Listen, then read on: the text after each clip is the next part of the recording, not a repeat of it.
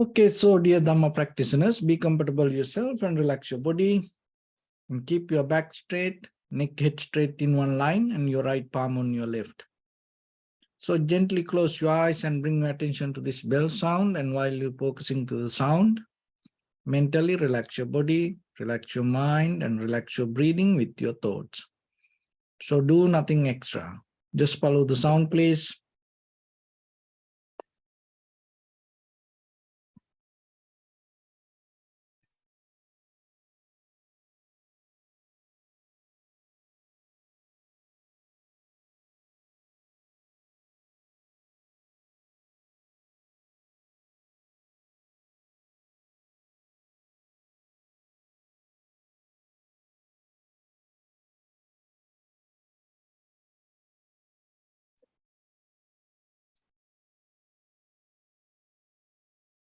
Namo tassa bhagavato arahato samma sambuddhassa.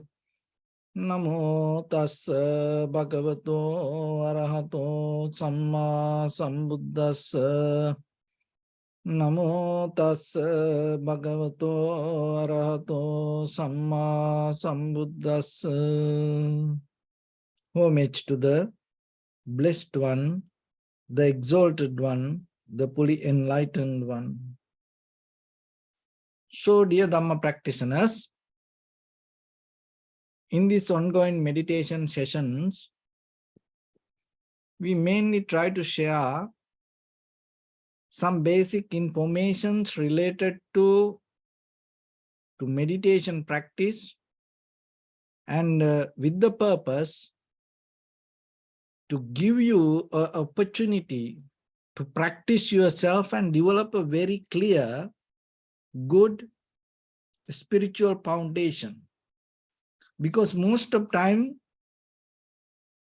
we hear people practice things, and especially they practice meditation, and they don't know why they do this, and they have no idea how to do that things. And sometimes people think, so meditation means just closing eyes and sitting in a kind of like unmovable posture is meditation. Or maybe sometimes some people think meditation means when we have an idea, we keep thinking about it.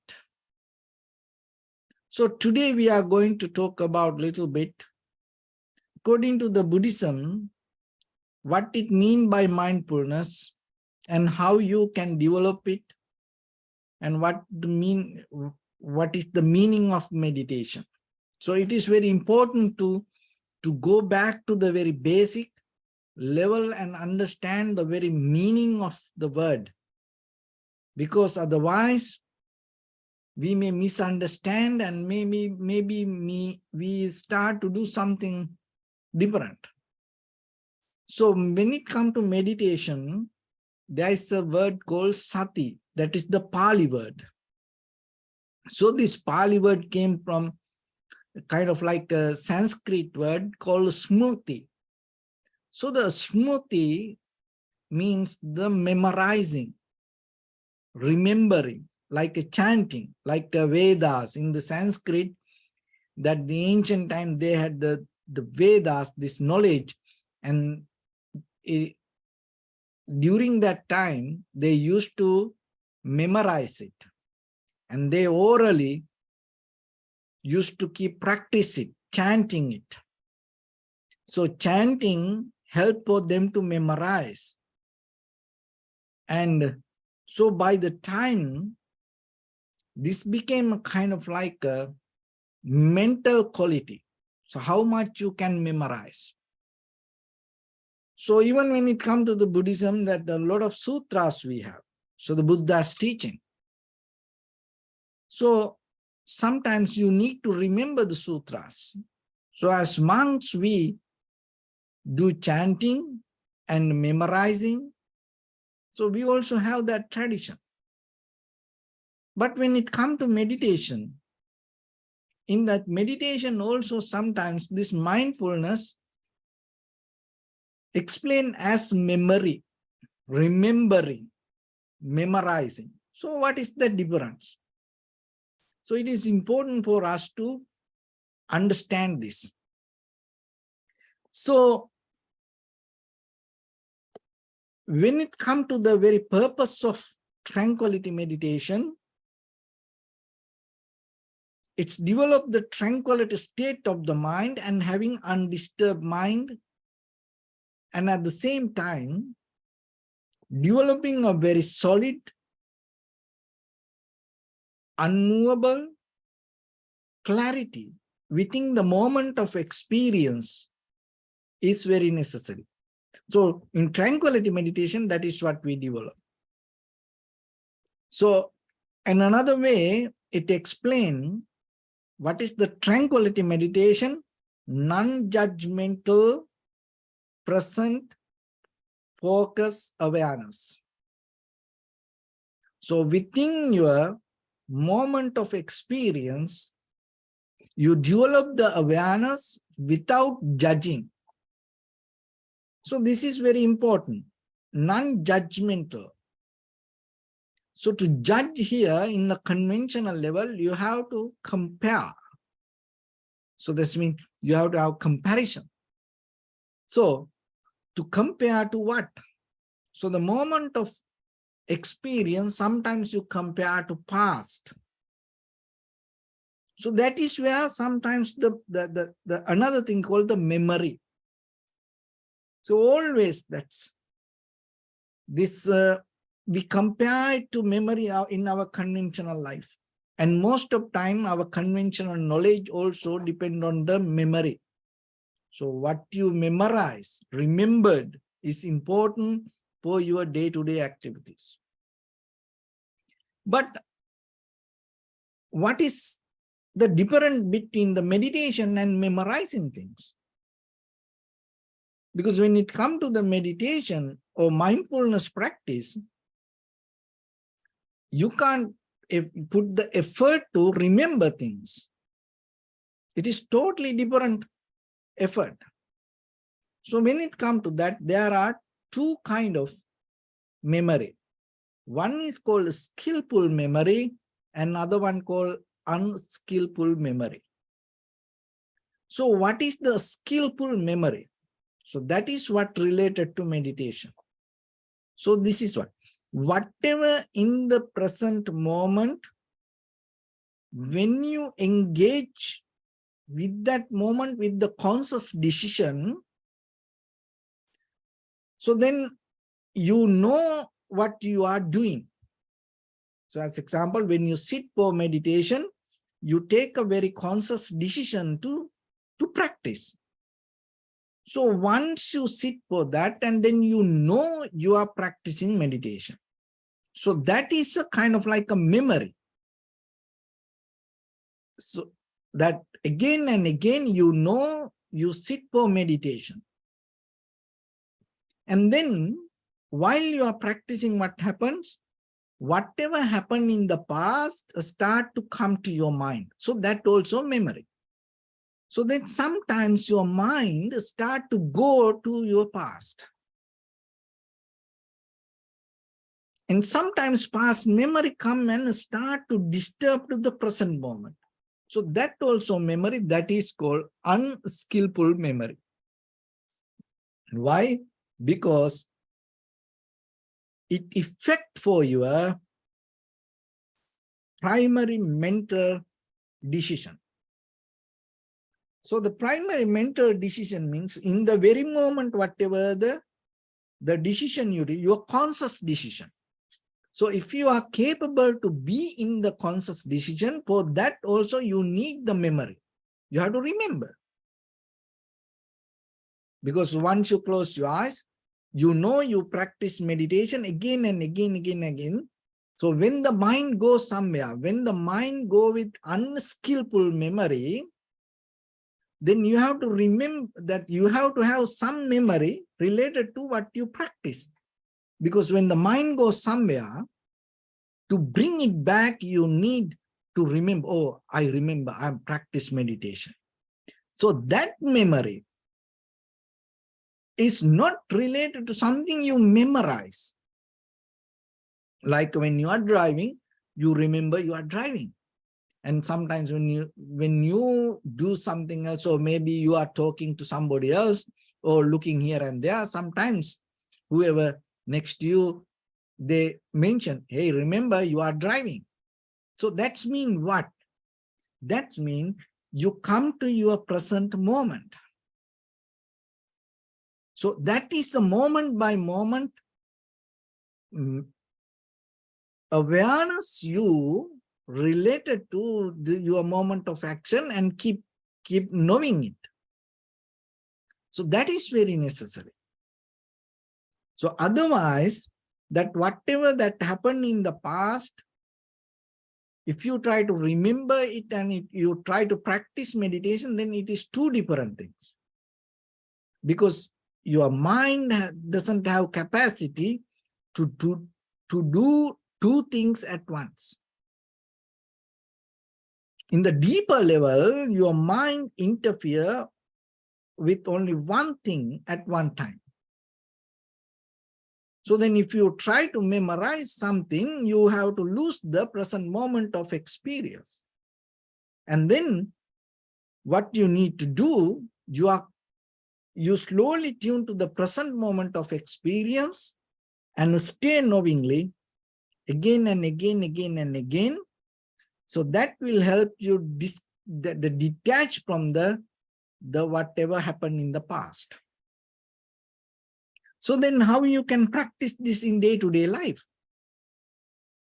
So that's why whatever you do is, as example, when you are cooking, so if you, maybe you thinking about something or you talking to somebody, you can do still things, and then you forget that what you are keep doing. So when the mind come back to the present moment of activity, that is to come back, you need the memory. You have to remember, oh, I am cooking. So you then come back. And maybe you are cleaning.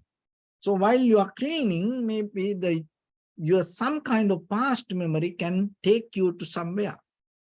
And then you keep thinking about something, and then you get lost there and you forget that what you are keep doing.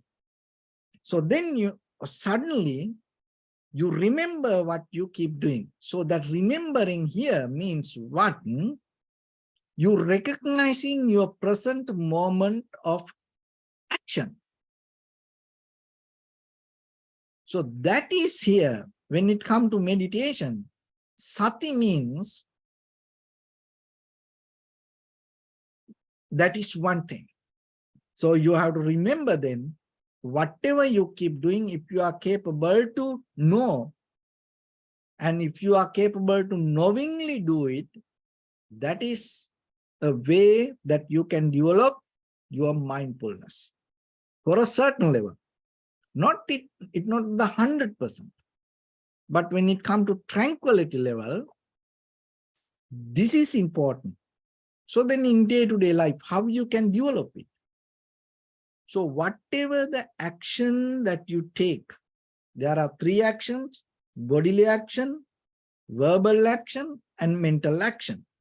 So whatever the action you perform, if you are capable to do it knowingly and without getting lost in the past or the future, if you are capable to tune to the present moment of action, and that is a way that you can develop the sati. Once you do this, then what happened? It's become a skillful memory. So then what happened? After you done that, you don't have any doubt about that action. So then you develop the clarity, because when it comes to our life, the most of time, the doubt about our own action become a hindrance to our success, spiritual success, and as well as for the conventional success. So now you are capable to get out of this doubt. Why? Because you know what you did. You know how you did. You know what happened during that time. So it develops the clarity.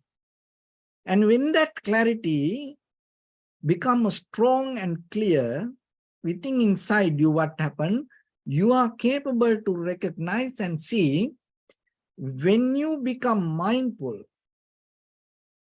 and do any action, during that time, that action becomes successful. So then you know any failure or any unsuccess happens not because most of time this outside things. It happened because of according to the condition of our mind. So by practicing now, you know that. So that will help you again and again, again and again to be mindful when you do something. So that is why you recognize mind is the forerunner. Mind is the chief. Mind is the creator. Because now you see, according to the condition of the mind, the result, the outcome can change. And then little by little, deeply you can go into the very bottom level and see the causation, cause and effect, causality. And then when something happens, it is not just the one thing, it has many reasons. So in that way, that the moment of experience itself, release from grasping, holding anything as one thing or one experience. And again, you start to become very careful and watch the condition of mind. Why? Because you know that is the most important thing. So you can achieve to this level only by practice. Even though only practice point of view, we talk about this, by reading with just the conventional knowledge, you can't gain this experience. When you use the mind, when you see the mind, that is where you see, you recognize, you understand how this mind affect for our day-to-day life. And then what happened? You become mindful. So mindful regarding what? Mindful about any action. So that mindfulness, so that not about something that you focus to outside, again and again, you look into you, you take care, you become aware about the mind, how the behavior of the mind, the condition of the mind. So then when the mind is kind of like not clear, when the mind unbalanced, when the mind angry, sad, worried, disappointed, and happy, too much happy, and when the mind go overflow with the satisfaction, then you become very careful. Because what? Because in that very level, whatever the perception that you perceive, you can't recognize clearly. So then in that, with that unclear mind, if you interfere into any action, and it's going to become some kind of problem. So this skill, developing this skill again and again, knowingly yourself, is a one way that you practice meditation. And so then rather than hold it to memory, so rather than trying to memorize something, rather than repeating the memory, if you are capable to follow your conscious decision and know your conscious decision, remember your conscious decision, then you will see. So then when it comes to day-to-day life, so whatever you go to work, then you remember what the work you have to do. So that is memory. So that is sati. So that is very necessary for your conventional success. Husband, wife. So sometimes if the husband forget this is my wife, and then what will happen? If the wife forget this is my husband, so then what will happen? So the sati, that is important for in the very conventional life to remember who you are, and at the same time, around you, your environment, and the children, parents.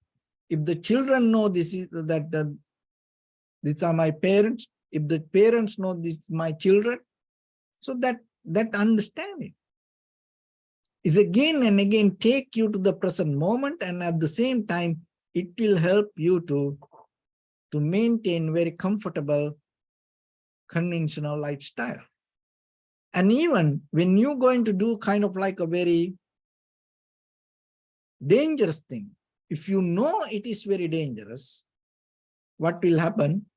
That become a kind of like a mindfulness about the moment. So then it will help you to protect you from that any danger. But sometimes you try to do very dangerous thing. So while you are doing it, what happened? You forget how dangerous it is. And then you lose your mind. Your mind start to caught up with something, and then you forget the moment. The very recently that this Hong Kong, that there was a very world famous this guy that he has like 1 million followers on TikTok. He climbed to very high rise buildings and then jumping and taking pictures. So this very young guy, and he climbed to the one of the highest building in Hong Kong and was trying to take a selfie. And what happened? He forget where he was, and he fell down and he died. See that? Maybe you reach to a level, sometimes you forget who you are, where you are. And that itself become the hindrance to your path. So whatever we do then, remember, sometimes we use all the machines, technology and tools, and sometimes the machines, they cannot understand, and they don't know this human behavior yet. Maybe in the future, maybe sometimes people will overcome this problem, but still sometimes most of the machines cannot understand this human behavior, human consciousness. So then, and sometimes people interfere with the machines, and maybe they keep thinking about something, then suddenly the machine overtake the life. So then always remember then, so whatever you do, rather than thinking about something else, remember what you are keep doing. So that kind of like develop a very tranquility state of mind. So that is the very first level that you can develop this skillfulness with the memory. But how it can take to next level to develop your spiritual life, because in the conventional life, you can keep doing that. This is the key point. When the mind becomes sharp and clear, there is no way that you're going to do any unwholesome action. Even just imagine you into very unwholesome action in that very moment.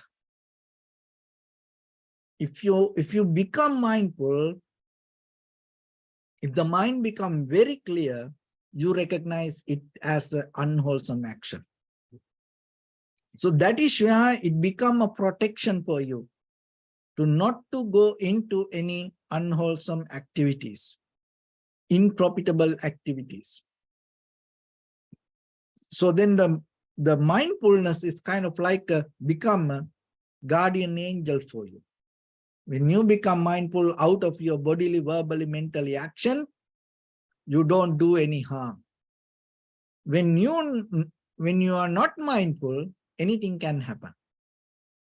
It doesn't matter how much we train our mind, our body, our words.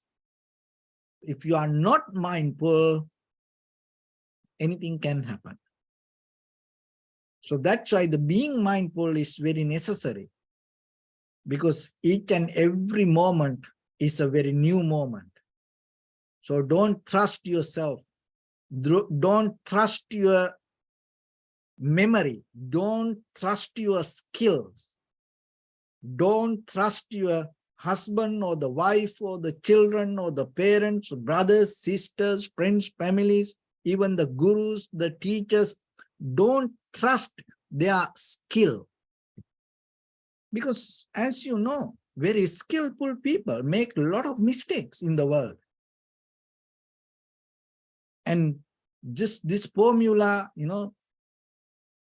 cars, sometimes they are very trained people to drive very fast. How many times they die while they are driving? Just imagine this, this motorcycle race. And they are very skillful people to drive that even come to that level, to the kind of like this higher level of rank. They have to go through many, many practice. But still, when they come to that level, they can make a lot of mistakes. And recently, that this Cricket World Cup, this female Cricket World Cup, that Indian captain, so she's the captain of the team. And then the umpire gave the out. And she lost her mind and she threw the bat to the wicket and blaming to the umpire. And see, this is the World Cup and she's the captain of the team. But when something happened, she lose her mind. So that is what happened. Even any sport, any field, it doesn't matter how skillful you are. What the mistake we does, when we train so much, when we practice so much, when we know, oh, I can do this better, we start to trust our practice, not the mind. So we lose our mind and hold it to the habitual pattern. Then anything can happen. So that's why being mindful is very necessary. It doesn't matter whatever the level you reach. It doesn't matter you live with your husband and the wife many, many years, 10 years, 20 years. Don't lose your mindfulness. Don't trust your habit. It can destroy you. It doesn't matter this is your child. Don't trust their habits. You have to be mindful. Otherwise, it can take you to a very, very difficult situation. So everything saying, whatever we do from morning to night. So how many people fell down on their own bathroom? At home, 10 years, 20 years, they used to go to that bathroom. And that is where sometimes they fell down and broke the legs, hip, shoulders, and sometimes some people hit the head and died. Why this happen like that? Because it is one of the most familiar place. But when the place becomes familiar, you don't think about it. So you lose your mind. You start to think about, oh, I know how to do I know what to do. Then you make mistakes. And the most of accident happen on neighborhood. Why? Because maybe if you don't know, if you go to unknown place, you become very careful. But in your neighborhood, you don't care. Why? Every day you used to go, and then while you are driving, you start to keep thinking about something else, and then you get hit. So that's, I always remember, the world always give you an opportunity to experience a very brand new moment each and every day. So don't repeat your habit for that. It doesn't work. It's not valid for you. Your habit doesn't valid for your tomorrow. Only thing you can be, bring your mindfulness. And again and again, again and again, be fresh, be very clear, be mindful. As a new person, accept the new day. So in that way, wherever you go, whatever you do, then it always keep you aware what is happening there. If you talk to your husband or the wife or the friends or the children or brothers, sisters, every day as a kind of like a new person, your communication going to become a little bit different. Think about it. Most of the time you talk to other person, it's not the person, you talk to the memory, not the person, because it's a new person. And every day when you cook, if you recognize this is a kind of like a very new menu that you try to cook, and then it's going to become different. So like that, this memory and memorizing and repeating memory, live with memory and remembering, this all is kind of like a tangle, it's like a puzzle. So out of this all, developing mindfulness is a very, very sharp skill. Because otherwise we can get familiar with our behavior, our thoughts, our environment, and we get lost there. So that's why the mindfulness in the beginning, to know yourself in the moment, whatever your conscious decision, merge with that again and again, again and again, is kind of like a memory, allow you to know where you are and what you do. So try to develop that, be with that. So then by the time, what will happen? It will take you to certain level to understand things very clearly. So that is what we call, in the tranquility state, allow you to see things as it is. Why? Because now your mental formation, your memory doesn't interfere for your present moment of experience. So in that very level, you see things very clearly, and at the same time, your mind becomes so sharp and clear. And again, you are capable to be in the present moment. So that will help you to go a little bit more deeper. And that is where you see whatever you experience, moment by moment, it's all change. The outside object change, experiencer also change. So when this both change, I change, I object change, and I consciousness change. This ear moment by change, ear object, the sound change, and the ear consciousness change. Nose, this nose moment by moment change, and the nose object, aroma or the smell change. And out of this both, nose consciousness change. This tongue moment by moment change. Morning, that whatever the tongue that you had, it's not going to be in the evening. So whatever, when you go to sleep, so whatever the tongue you brush and clean, and when you wake up and look, it's going to be totally different. So this tongue always change, tongue object, whatever the taste of the food, that also change. And out of this both, tongue consciousness arise, that also moment by moment change. This body head to toes always change. There's no any solid, permanent, unchangeable, any single subatomic particle going to be in this body. This kind of like a flux. It's always, it's kind of like a water. It's flowing. It's kind of like clouds. Your body not going to be the same every day. Every day it's change.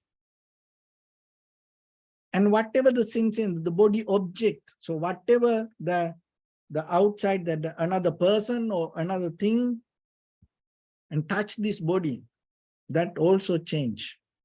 And out of that touch, the body consciousness arise. And that also change. There is no consciousness, that any consciousness going to repeat the same way. Again and again, again and again, it change. This life is kind of like a one-way journey. There's no repetition. There is no repeat in the conscious level what you experience. So the mind, the brain, and also all this nerve system, that change, and the mind object thought change, and out of that mind consciousness arise, that also change. So then just imagine them, moment by moment, eye, ear, nose, tongue, body, mind, eye object, ear object, nose object, tongue object, body object, mind object, and out of that all, the consciousness arise, eye consciousness, nose consciousness, tongue consciousness, body consciousness, mind consciousness, that all moment by moment change. So out of changeable consciousness, there is no permanent soul or self going to arise. There is no solid, concrete, unchangeable experiencer going to be inside. Because this experiencer arises out of the consciousness. When there's no consciousness, no experiencer. So when you mean by I am, or the self, or the me, or my, you come with the changeable consciousness to experience that. So when everything changes, and out of changeable experience, there is no unchangeable something going to arise. There's no way. So this simple truth is in front of your nose. You can't see it. The truth, the universe, the reality is not far away from you. Everything in your life already there in front of you. But most of the time, you can't see it. It's not even this only the spiritual liberation. The love, compassion, empathy, generosity, that everything in front of you. Sometimes you can't see that. And sometimes, you look somebody far away, and you have a dreamland somewhere to go and to be with somebody. You're dreaming, but most love were people around you, and they sacrifice a lot for you, and they give up everything and be around you, but you don't see them.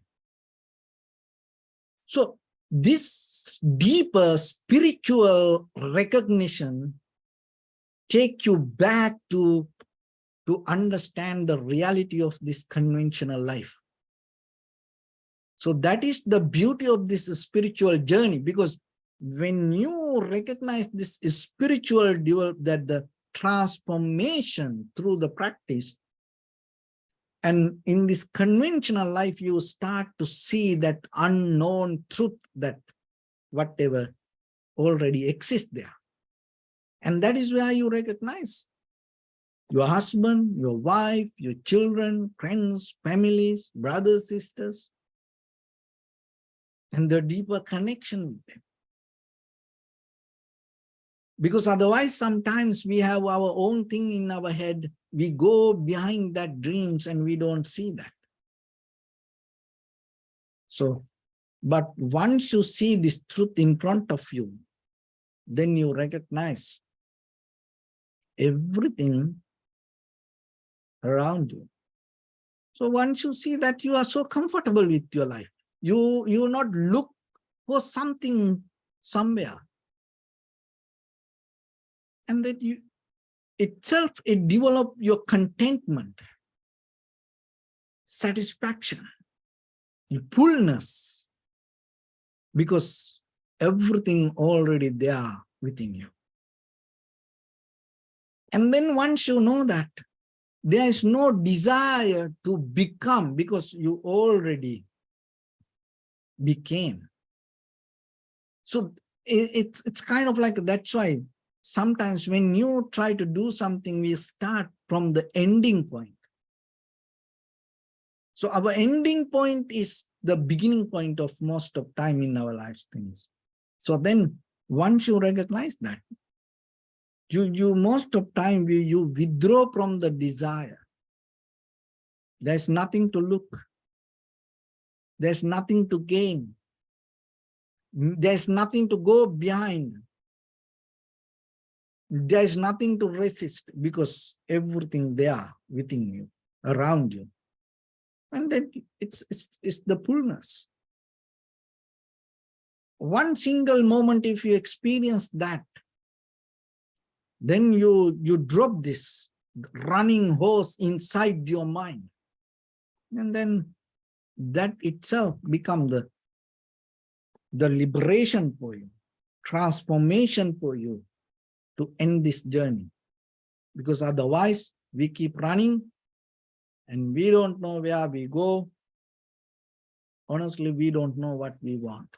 But still, we accelerate again and again and again this race. No point. So this simple truth you can gain when you become mindful.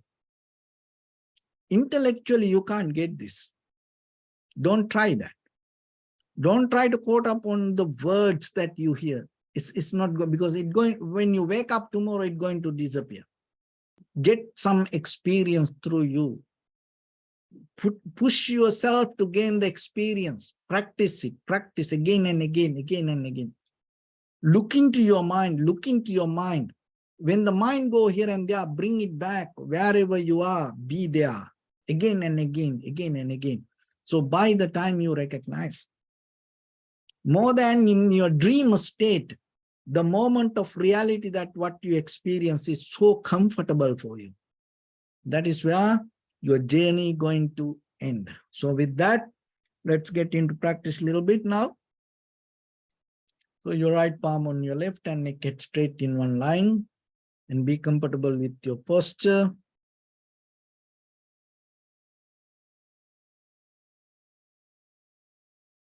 So bring your attention to your body and scan head to toes yourself and say Sopatveva, or may I be well and happy 3 times.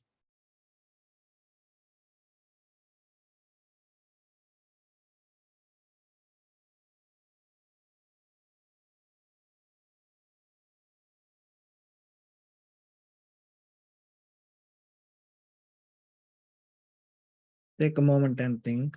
We gathered here in this moment to practice this ancient meditation technique. All the Buddhas, all the enlightened masters followed this path and achieved wisdom. So we also gathered here to accumulate that knowledge. In this moment with this sitting, may my body become more comfortable, may my breath be more smooth, may no difficulties come to me, may all the success come to me. Also think for a moment, this is the last moment we're spending in this very lifetime, and detach your mind from all your past memories and as well as any kind of future thoughts. Just try to remain in the present moment, observing the sensation of your inhalation and exhalation. So you have to be mindful to your breathing. And when the mind go here and there, again and again, remembering your breathing and come back to your breathing is your mindfulness practice. So in the beginning, deeply and gently, breathe in, breathe out 3 times and find the sensation, please.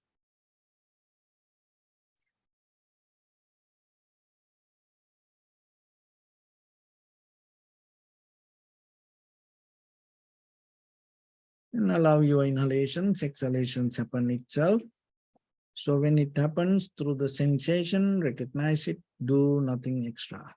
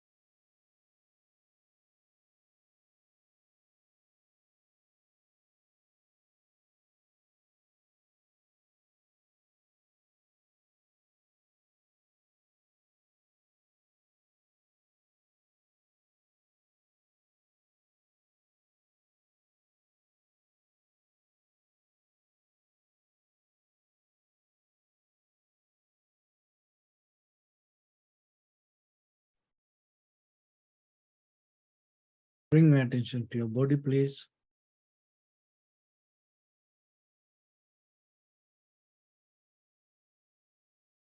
Observe your posture.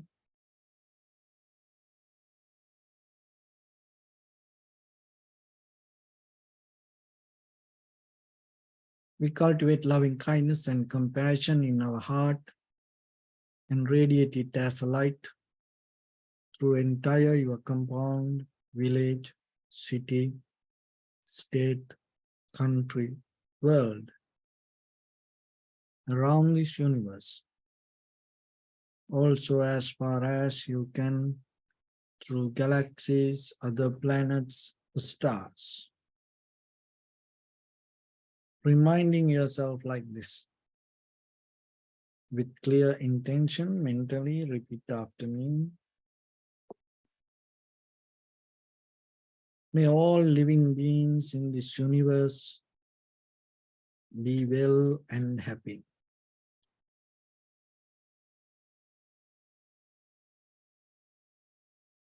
May everyone be happy and safe. And may their hearts be filled with joy.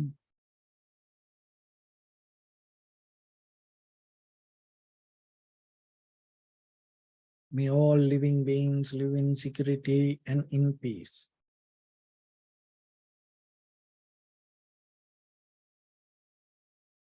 Beings who are frail or strong, tall or short,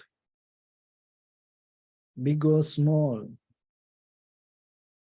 visible or not visible, near or far away, already born or yet to be born.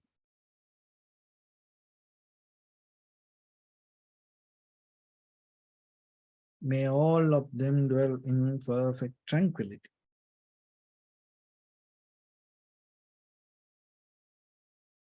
Let no one do harm to anyone. Let no one put the life of anyone in danger. Let no one out of anger or ill will wish anyone any harm. Expand the loving kindness and compassion beginning from your heart.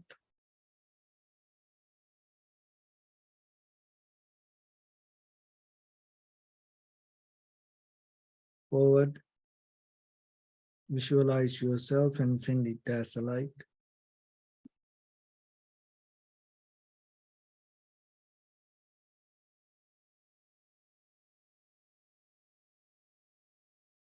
Your backside,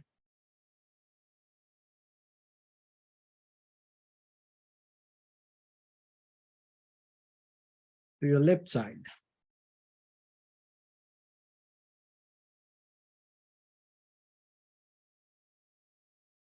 and to your right side.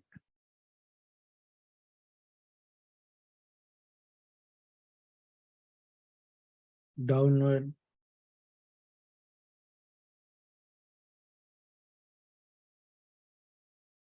and upward.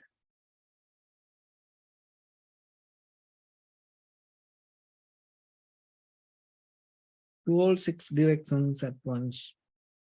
Like the moon, the sun, spread the light, spread the energy without any condition, without any limitation, without any resistance or without any judgment. Let your heart to shine with the loving kindness and compassion from the bottom of it, with the maximum effort to the highest. Wishing yourself, may all living beings in this universe be well and happy.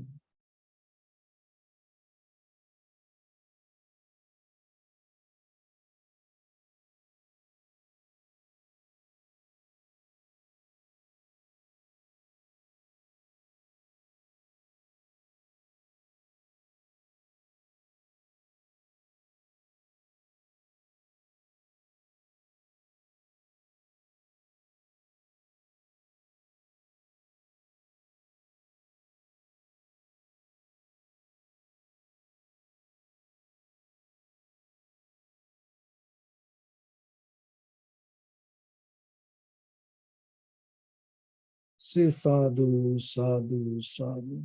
So first of all, we offer this practice to the great qualities of the Buddha, Dhamma, and the Sangha. Also, by the power of this meritorious deed, may all of us attain to the supreme bliss of Nibbana. May all your guardian angels and deities will receive these merits and increase their longevity and protect all of you from any kind of planetary influences or any ill effects. Ettavata mi sampadam punya sampadam sabbe deva anumodantu sabba sampatti siddhya sabbe bhuta anumodantu sabba sampatti siddhya sabbe satta anumodantu sabba sampatti siddhya imaya dhammanu dhamma patipattiya buddham pujemi dhammam pujemi sangham pujemi Addaya imaya patipattiya jati jara vyadi maranam paribunjisami idamme punya kammang asavakkaya vahang hotu sabba dukkha pamunchatu. Bless you.